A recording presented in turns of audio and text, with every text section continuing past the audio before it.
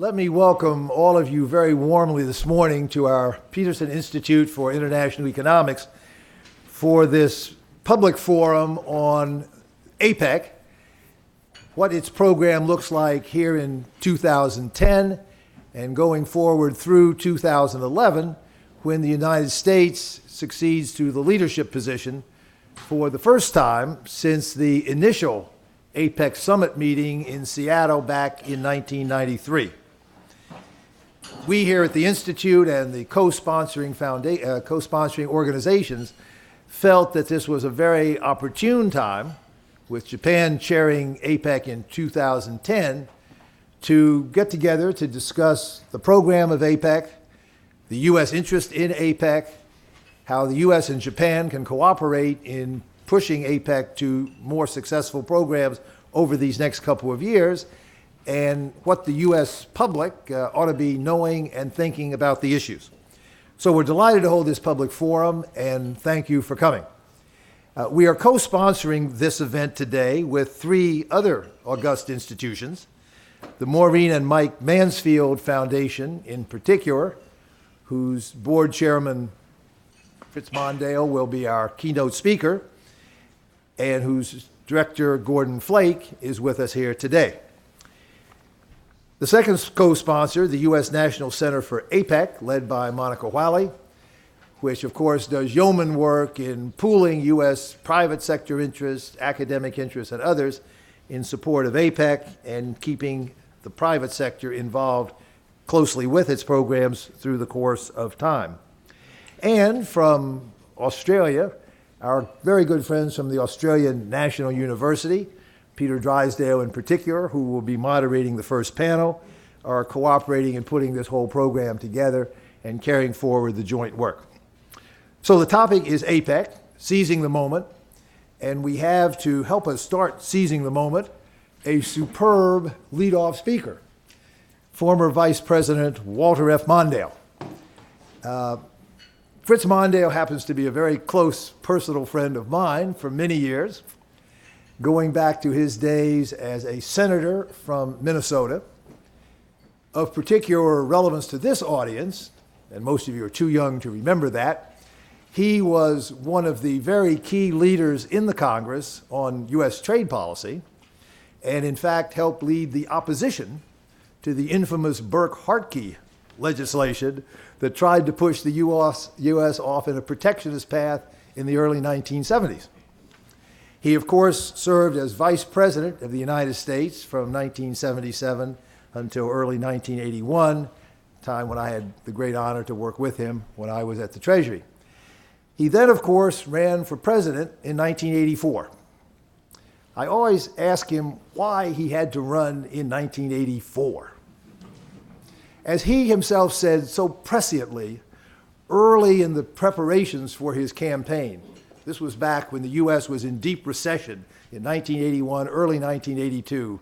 He said, Reagan is taking his recession right now, and the economy is going to be booming when he runs for re-election in 1984, and it's going to be very difficult to win. And he was exactly right. In that effort to win, however, I have to tell you two quick anecdotes that set him apart from anybody else that's ever, I think, run for president in this country, at least in terms of the issues we worry about here. To my knowledge, he was the only presidential candidate who actively discussed the international role of the dollar on the campaign trail, pointing to the enormous appreciation of the Reagan dollar, due to Reagan fiscal policy, as a big cost to the U.S. international trade position. And right he was.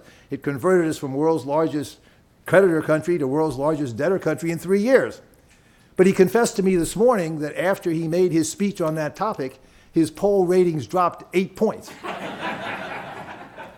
In fact, he once said to me, Fred, I'm trying to do a very difficult set of things. I'm trying to take your advice and get elected. He obviously tilted the wrong way in terms of reconciling that outcome. In any event, we know from history what happened. He would have made a great president, and I'm just sorry he ran the wrong year. He subsequently became ambassador to Japan, which is, of course, of particular relevance to this session this morning. He's continued to be a great statesman, a great advocate of responsible U.S. economic policies, trade policies, relations with Asia in particular, and it's a great privilege to introduce Vice President Mondale to lead us off this morning. Fritz.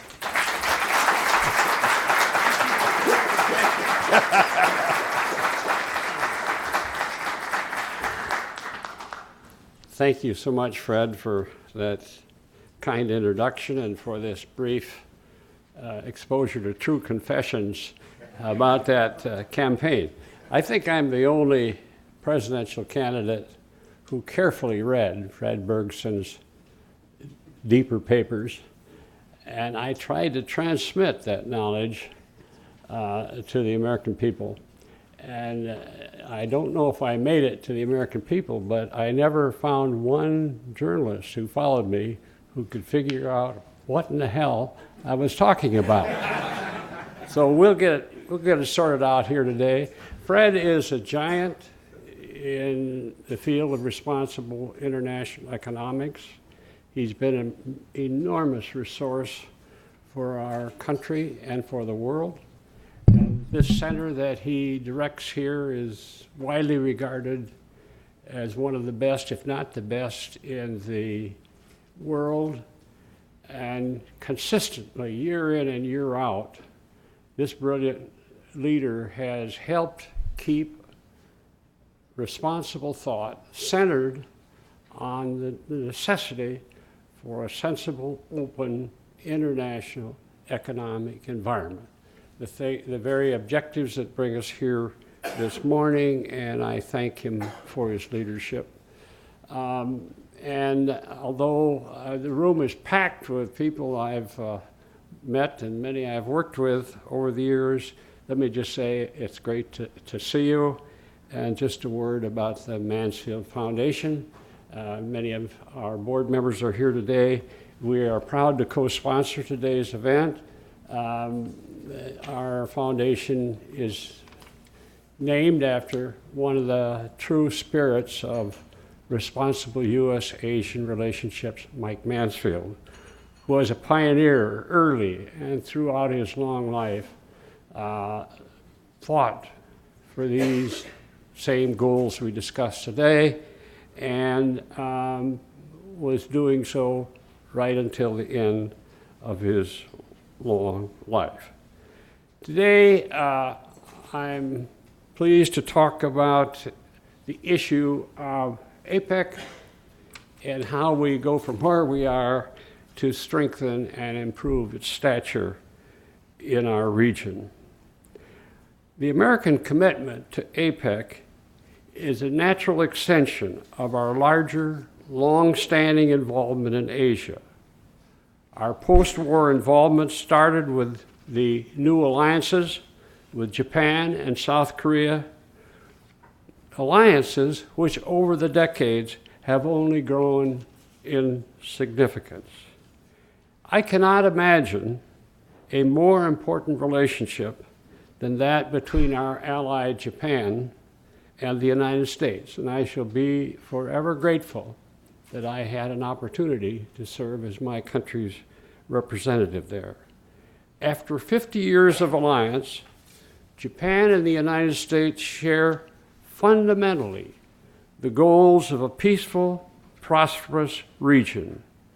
We also share democratic values and goals which bind us together.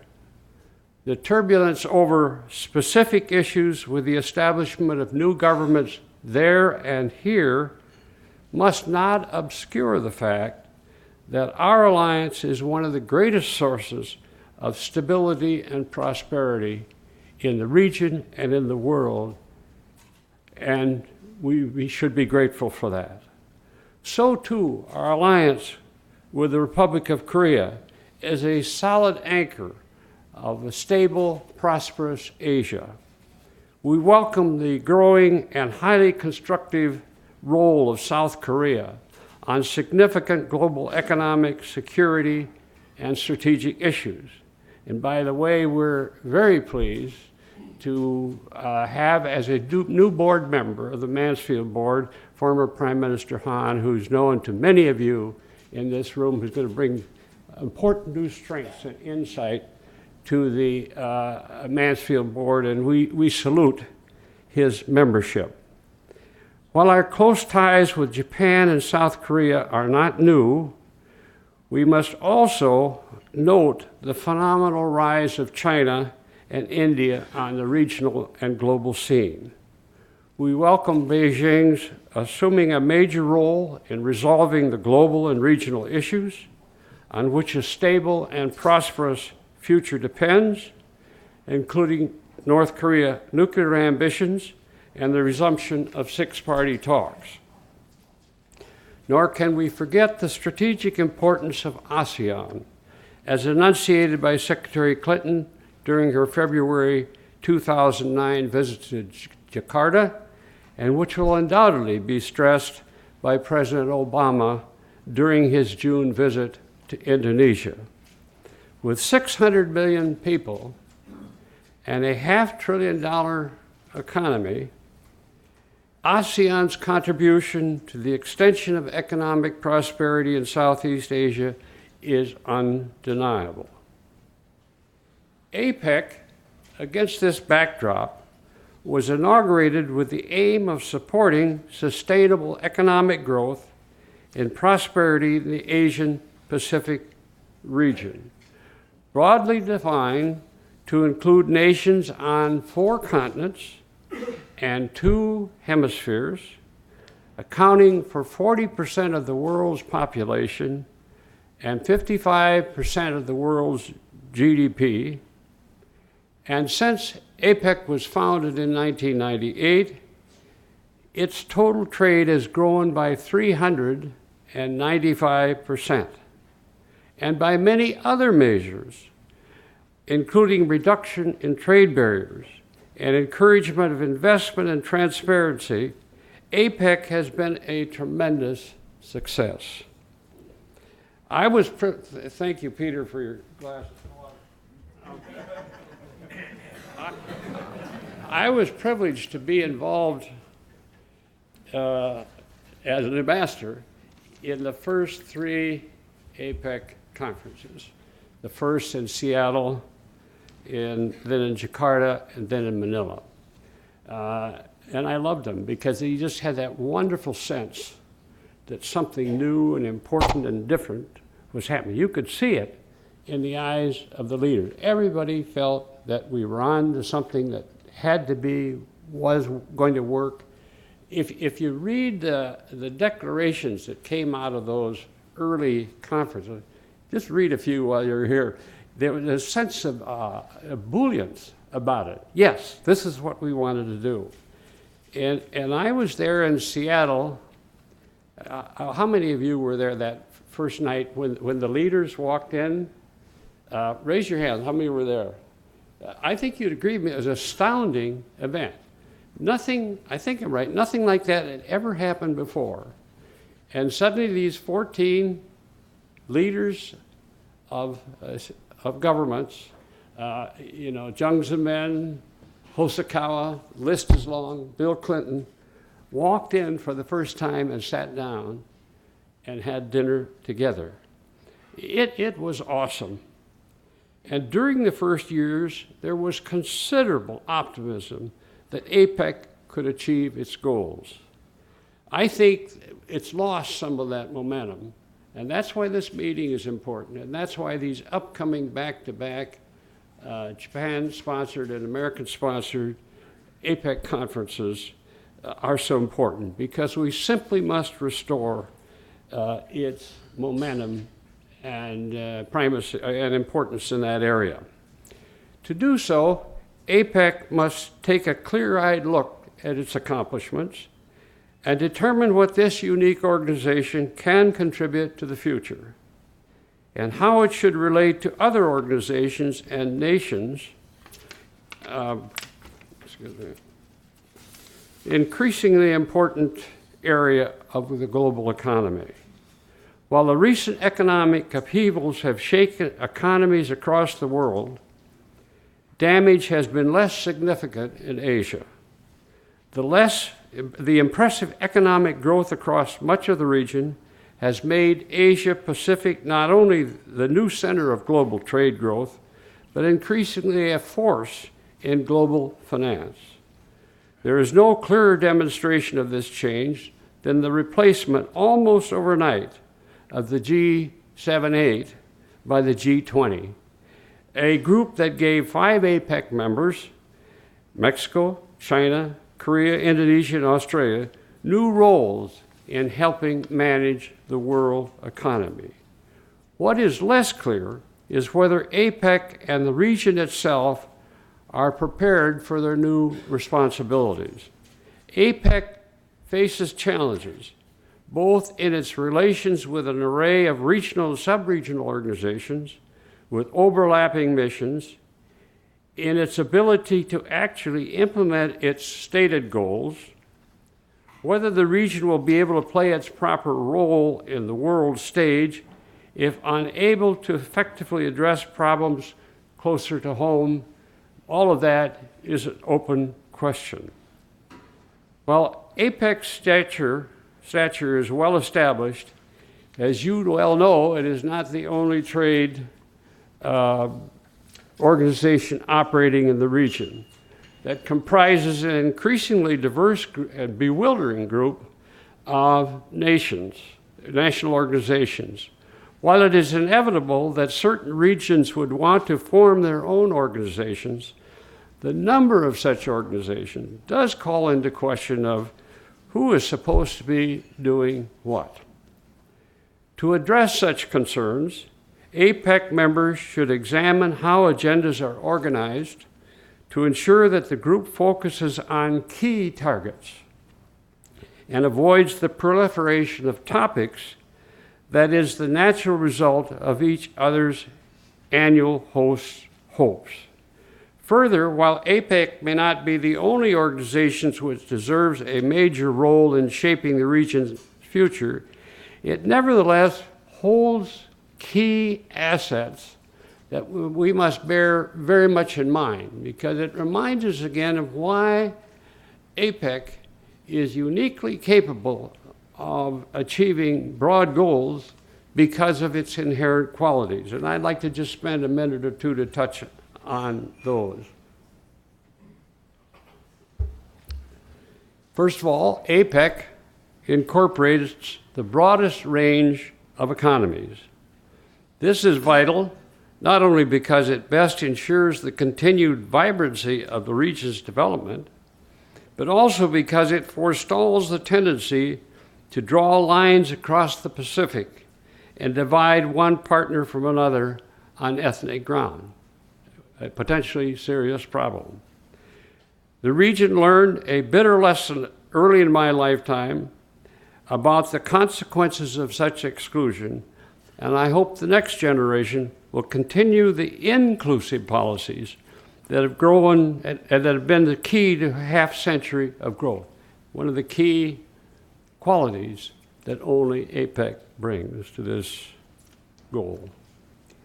APEC serves, secondly, a unique role in bringing this broad array of countries' senior-most leaders, heads of government, together to address the organization's core interests, as well as to give voice to the region's concerns about non-economic, regional, and global issues. I'm going to stop there a minute because international groups, organizations, regions meet all the time through representatives, through those at the right level of government and so on.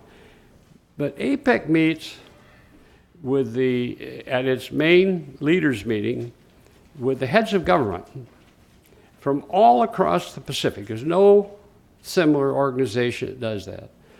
And a head of government can do things that officers, as important as they are lower down, cannot do or cannot do as well.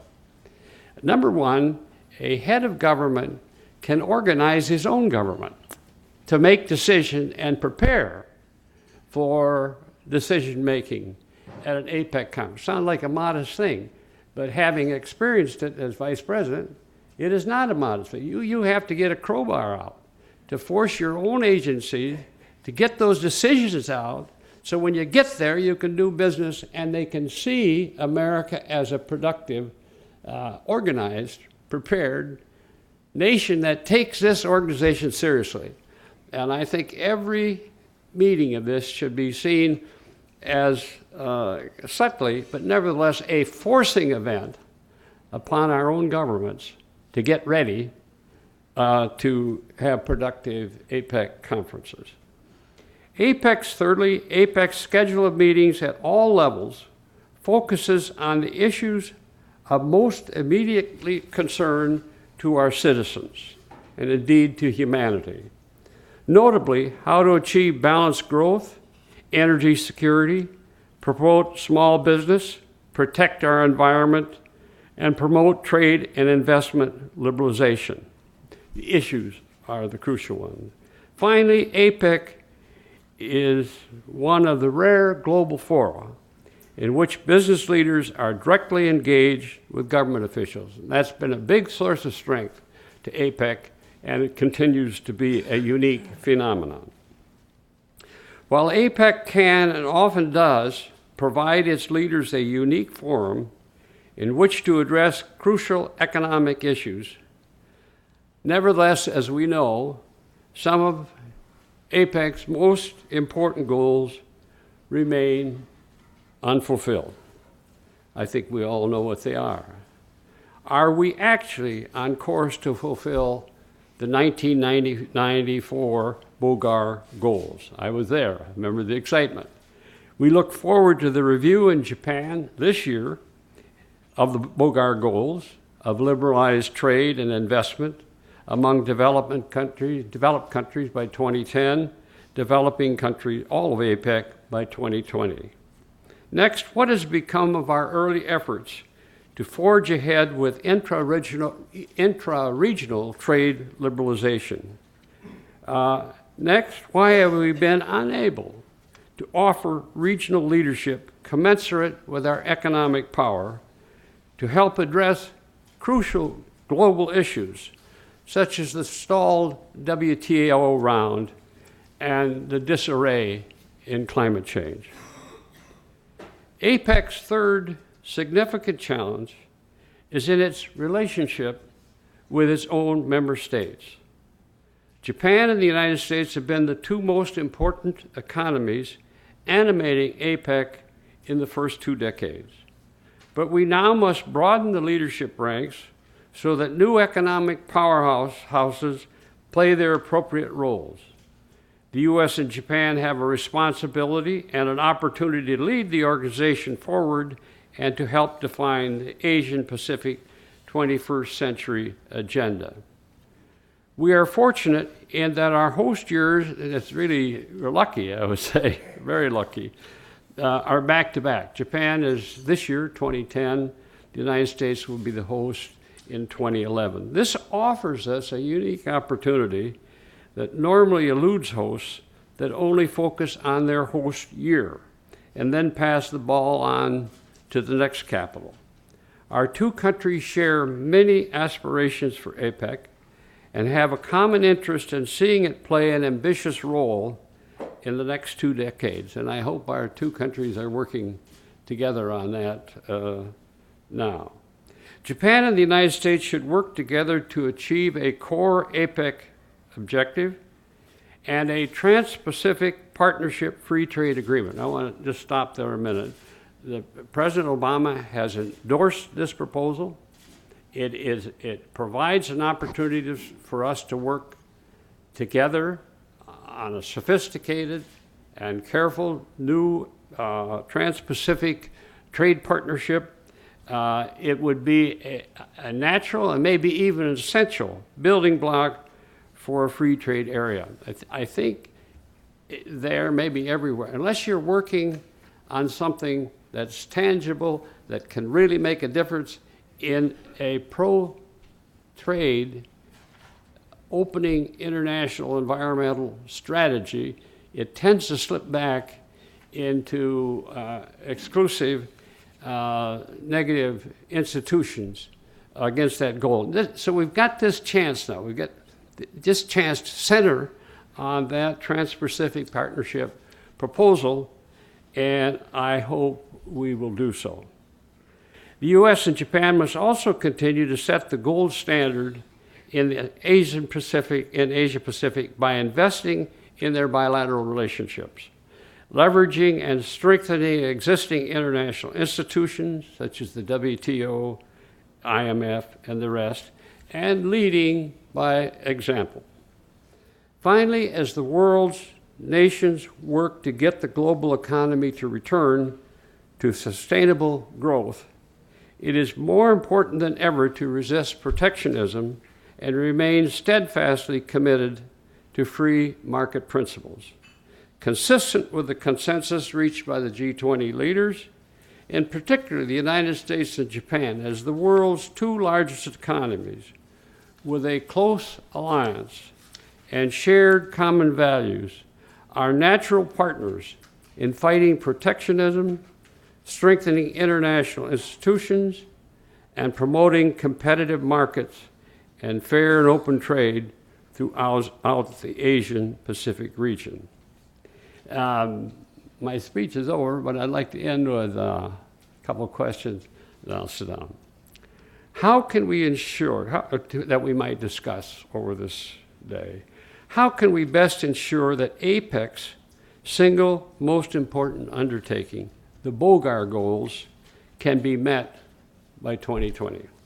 Next, how can APEC broaden its contribution to and support from the peoples of the region by increasing not only economic growth in general, but the numbers of jobs in particular across the region? Next, how can we better ensure that APEC stays focused from year to year on its core goals, rather than differing hosting arrangements over these conferences? Finally, how can the broad list of worthy goals encapsulated each year in the various APEC reports be refocused on a few applicable proposals that members can and will implement? How can APEC be linked more effectively to other regional organizations? Cannot the U.S. and Japan, who have been discussing their own bilateral trade area ever since Mike Mansfield's day, both finally bite the bullet and pledge full and unqualified participation in the Trans-Pacific Partnership? Such a decision would be a stroke, turn what would be a modest beginning into a powerful new force for free trade, and would be a building block for a free trade area of the Asian Pacific region, an enormous step forward. Observing the difficulties in Copenhagen last December, is it possible that APEC could help advance the fight against climate change on a regional basis? Thank you.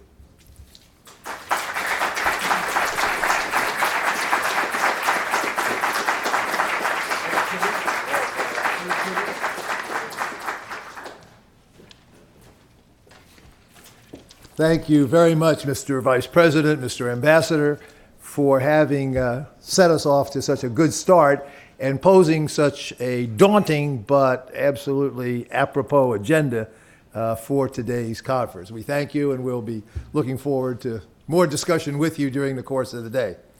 I'd like to make just a few introductory remarks myself, really picking up on one of the points that the Vice President made at the end of his comments. The idea of a Trans-Pacific Partnership as a new initiative and potential driver that would help achieve many of the objectives that Vice President Mondale mentioned for APEC and for our member countries over the course of this year.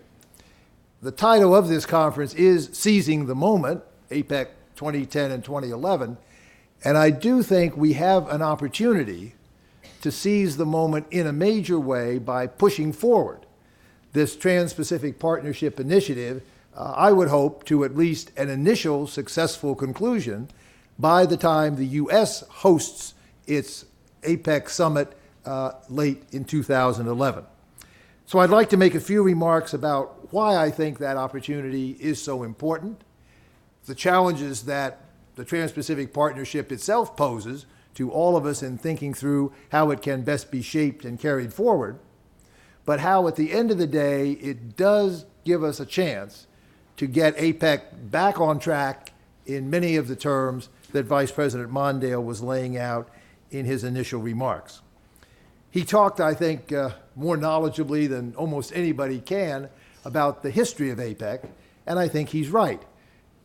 After the initial summit in Seattle in 1993, APEC had at least 5 very robust years of proceeding with effective trade liberalization initiatives, helping bring the Uruguay round to success in the WTO, the GATT at the time, negotiating most of the information technology agreement, the ITA, that freed up literally $500 billion of annual trade in goods and services, launching the voluntary sectoral liberalization talks, which ran aground, but nevertheless provided forward momentum toward trade liberalization during a couple of very tough years when the Asian crisis broke out. And all that was in the effort to move forward to implement the Bogor goals, which are now coming due and on which we do need to look hard at how to get them back on track.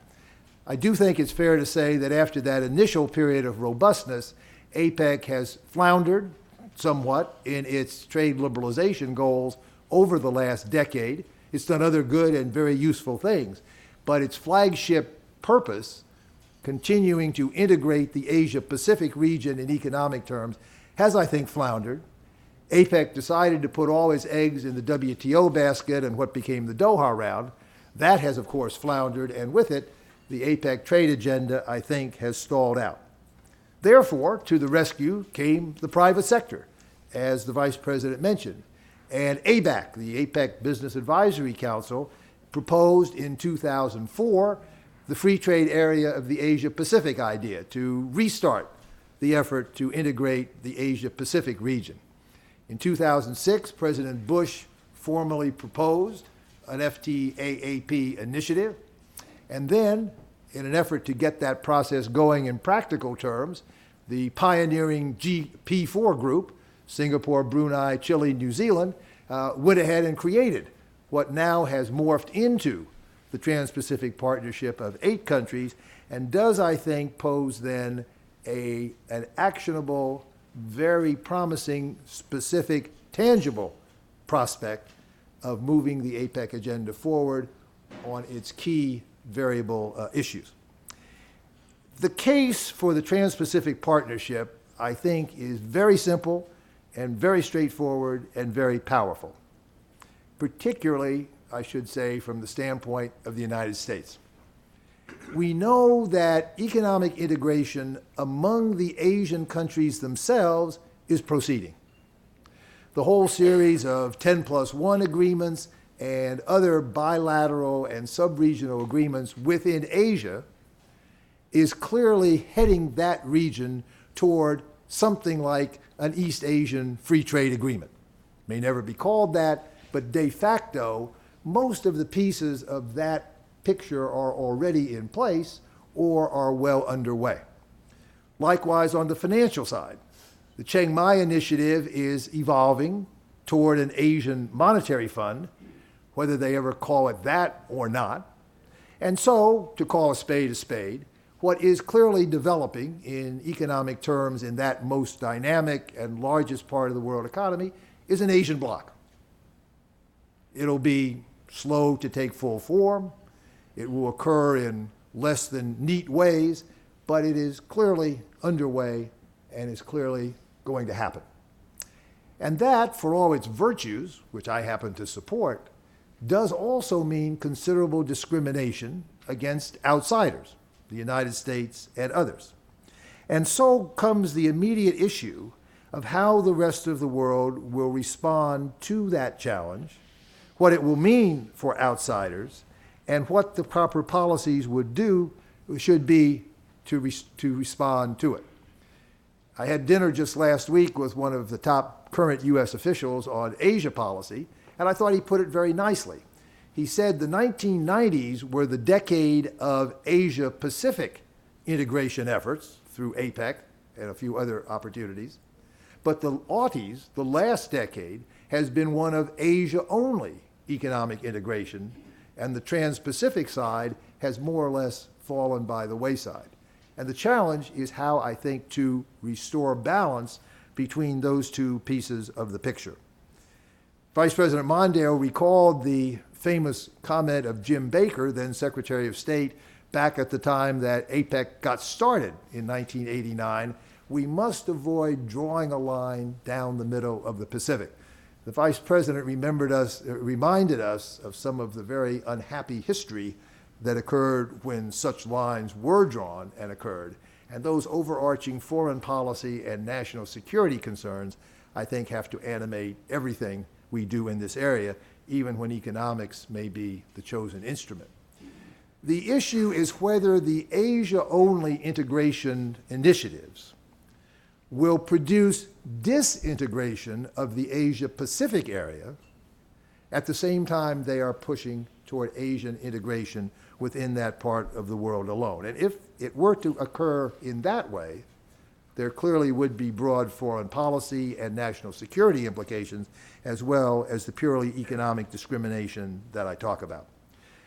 Now, the fact that Asia is pulling together leads many Americans who are aware of what's going on to oppose the idea, to reject the notion that the Asian countries should get together and somehow try to block it or oppose it.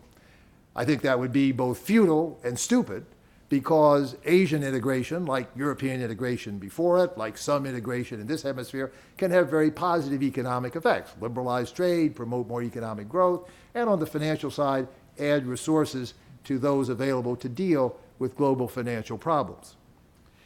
I think the United States will support Asian integration the same way it has historically supported European integration, but on one critical proviso: that as the Asian-only integration proceeds, it should be paralleled by simultaneous integration across the Asia-Pacific.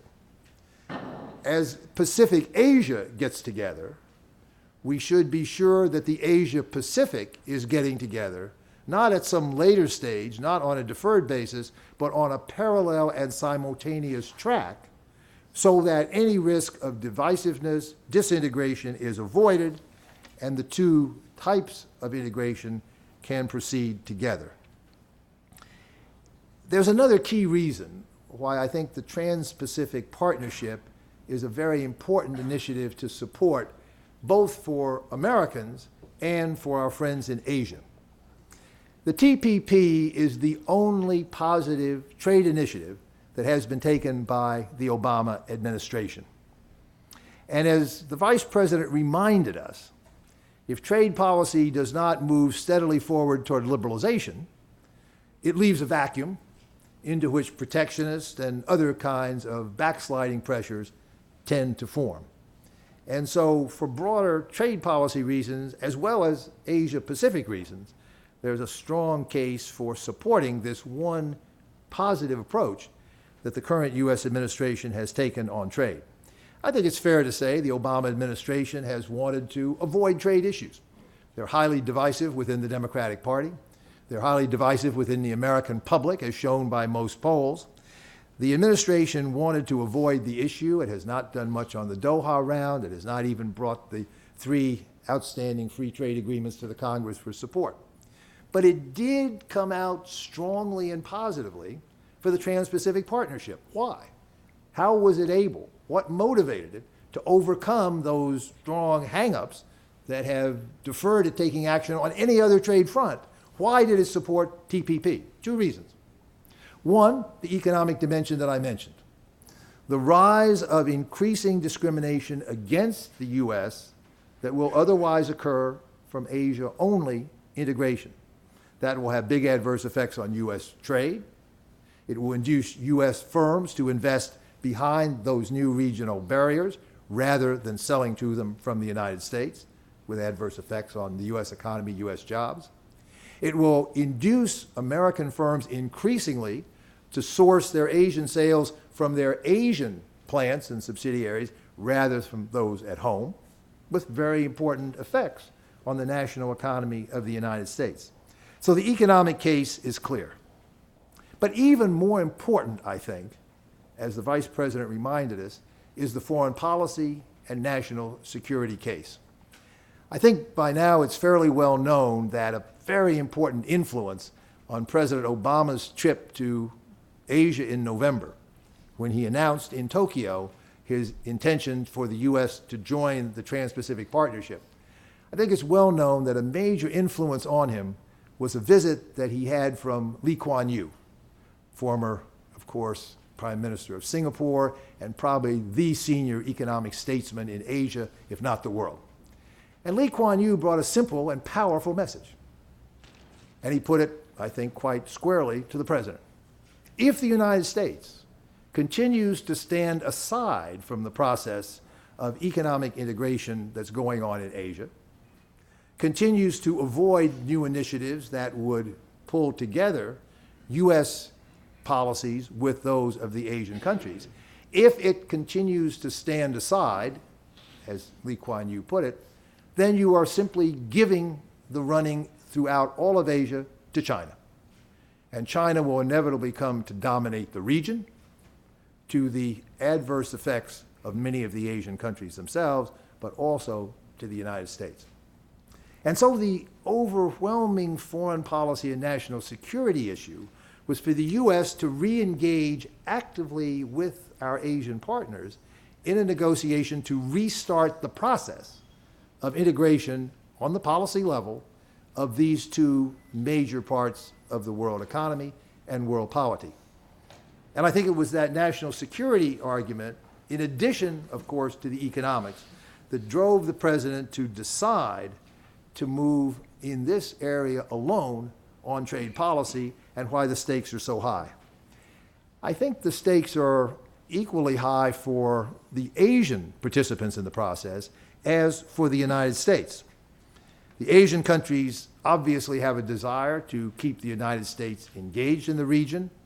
The hedging strategies that most of the Asians have in mind to protect themselves against the rise of China and its potential hegemonial position in the region counsel them to want to keep the U.S. involved and indeed increase that involvement if at all possible.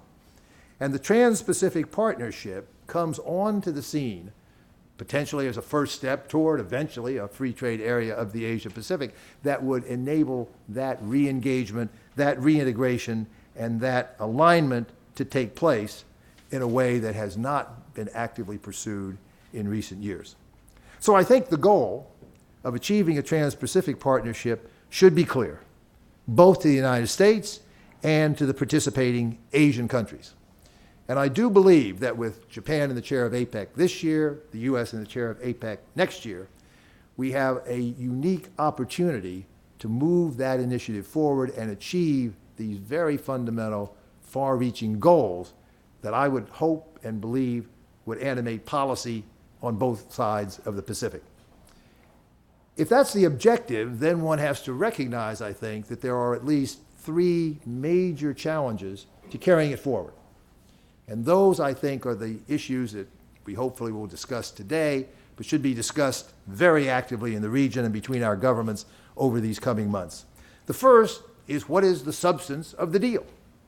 It's fine to say we want a Trans-Pacific Partnership for strategic reasons, but what's the beef, as I believe the Vice President once asked in a famous political debate in this country.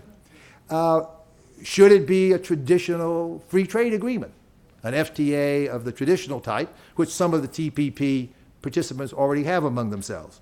Should it be a broader economic partnership agreement, a la Japan, as the Japanese have pioneered in their deals with many countries in Asia and perhaps elsewhere, where some elements of a traditional FTA are included, but some outside, technology agreements, investment agreements, some environmental agreements, a broader agenda. Should one go even more broadly to focus on behind-the-border issues, competition policy, technical barriers to trade, a range of topics that many of our Australian friends from ANU, Peter Drysdale, Andrew Ellick, and their colleagues have laid out in some depth in their papers and analyses in recent years. Those would certainly be ready candidates, I think, for inclusion in a TPP. Should it have a sectoral focus, at least in the early days, when one is trying to perhaps detour around some of the most politically sensitive topics? Technology issues, a la the Information Technology Agreement of 15 years ago. Green technology initiatives to free up interchange between our economies in environmental goods and services, renewables in particular. A digital economic agreement, the so-called idea. Food safety and security issues, perhaps taking precedence over agricultural liberalization, which still raises lots of political sensitivities in many of our countries, this one, of course, included. So there's a whole range of possible components of the TPP, and all of us, both inside government and outside, who are thinking about these things, I think need to focus on that hard to see what ideas are most fruitful for achieving the most rapid possible progress to achieve the broad security and foreign policy goals. An overarching substantive question is, of course, how high standards should we be seeking in the TPP? The U.S. government has made clear it wants a very high standard agreement, sometimes called a gold standard or platinum standard agreement. My colleague Jeff Schott has pointed out one problem with that. The Congress is always insisting on a platinum standard for other countries, but sometimes wants a copper standard for ourselves. And that may not produce the most fruitful kind of reciprocal deals that can be negotiated. But we have to raise the question, should we be shooting for the very highest standards, or in order to move the process forward, bring in a broader range of countries, should we, at least at the outset, accept something that's more modest, but still helps move the ball forward? That's one big set of questions. The second and related set of key questions has to do with country participation in the effort. The TPP starts now with 8 participating countries, and it's a good start, and it's an impressive group. But it's not yet got the critical mass that would be necessary, I think, to achieve the broad strategic purposes we're talking about in both economic and foreign policy terms. One needs to get it up to, I would say, at least half the membership of APEC, at least half the economic output and trade of the region. And that requires bringing in a few more countries, as does geographical balance. The Prime Minister of Malaysia is in town for the nuclear summit the last couple of days. He has said privately, but quite openly, Malaysia wants to become a member, and having a major ASEAN country of that type, in addition to Vietnam and Singapore, I think would be a major step forward. To me, the pivotal country, Korea, is a clear candidate, is hung up because its FTA with the United States has not yet been approved by either parliament, and as long as that's the case, it's reluctant, rightly, to go into the TPP, or else parliamentarians in both countries would say, well, we just wait for the TPP, we forget about the FTA. So Korea is hung up for that purpose, unfortunately, but I think it is, but will come into the TPP as soon as the FTA with the United States is approved. And that seems to me to leave as the pivotal country at this point, Japan. Because Japan, as the still second, maybe now third largest national economy in APEC and the world, could make a critical difference to the coverage of the TPP process in both economic and strategic terms. Japan, as we've emphasized, is this year's chair of APEC. And it seems to me almost axiomatic that if Japan is to assert the kind of leadership that is required of the APEC process this year, that it should indicate its desire to join in the TPP process as soon as possible, because that would give the whole effort a major step forward that would put it seriously on the map of the rest of the APEC membership, including China incidentally, but clearly make it a big deal in world economic, trade, and political terms. Vice President Mondale stressed quite rightly how the U.S.-Japan relationship has historically developed and has become such a key linchpin of so many issues worldwide. Seems to me, particularly with some uncertainty now, new governments, both countries, desire to get together again and forge new steps forward in the relationship, that this is the natural way to do it. And I strongly hope that Japan will take that initiative, that the U.S. will welcome that initiative, and that the TPP can be broadened in the way that would be dramatically achieved by Japanese involvement at the time. The point is that adding Malaysia, Korea, as soon as it's ready, Japan, maybe one or two others, would make the TPP into a very big deal that could achieve the kind of purposes we're talking about. The final issue, timing. What should be the timing objective?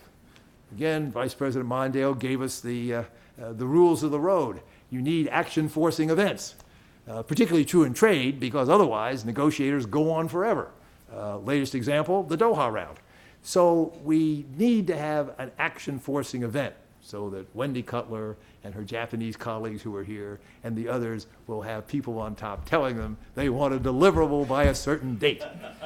And the natural deliverable certain date is the Honolulu summit in late 2011. What better for the President of the United States than to have a Honolulu Accord move up there alongside the Bogor goals as one of the historical achievements of the whole APEC and Trans-Pacific process. But that's to be determined. Trade negotiations can't always be forced against some arbitrary deadline, but I would hope that the timing issue would come up. So, my own preferences are clear. We should seek an ambitious, high-level, high-quality deal, but we should broaden the membership and we should try to conclude at least an initial set of agreements by the Honolulu summit late next year. That may require some trade-offs. May not be able to do all these things simultaneously.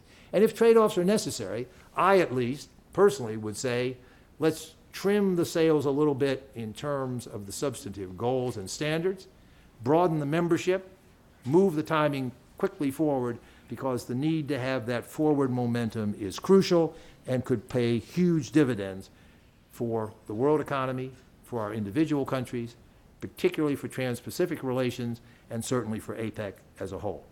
I hope our conference today will help advance that debate.